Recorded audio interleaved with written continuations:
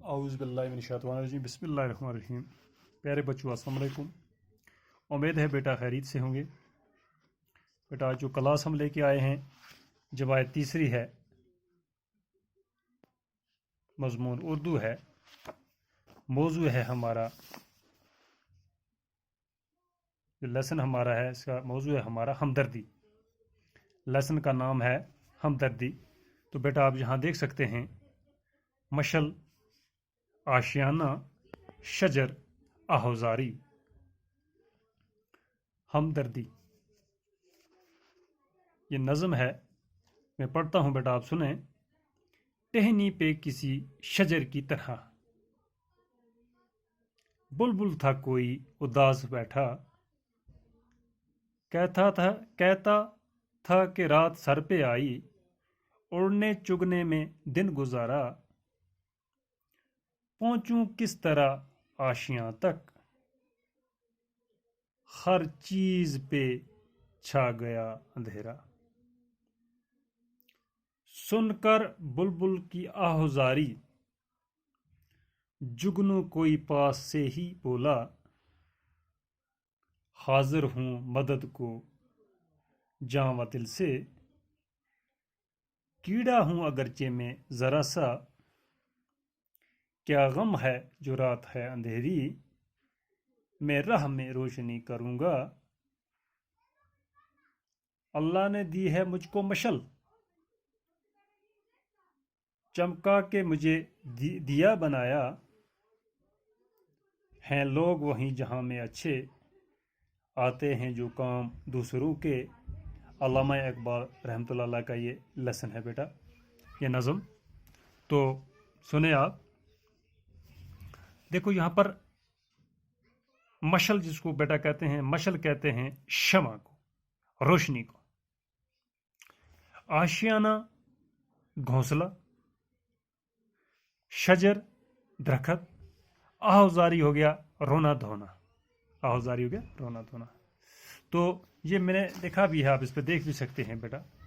یہاں پر مشل ہو گیا روشنی، شمع روشنی، آشیانہ ہو گیا گھونسلہ، شجر ہو گیا درخت، آہوزاری ہو گیا رونا دھونا۔ تو بیٹا اب سنیں آپ یہ اس کی نظم کو۔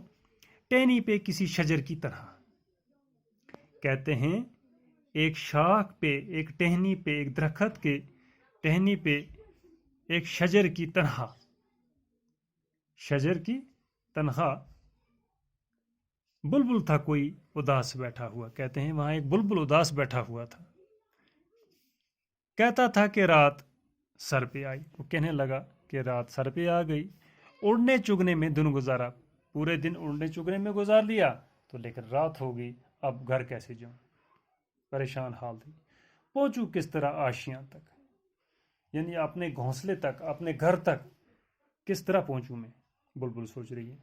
ہر چیز پہ چھا گیا اندھیرا، اور اندھیرا ہی اندھیرا ہے، اڑ بھی نہیں سکتی، اب کہاں پہنچوں۔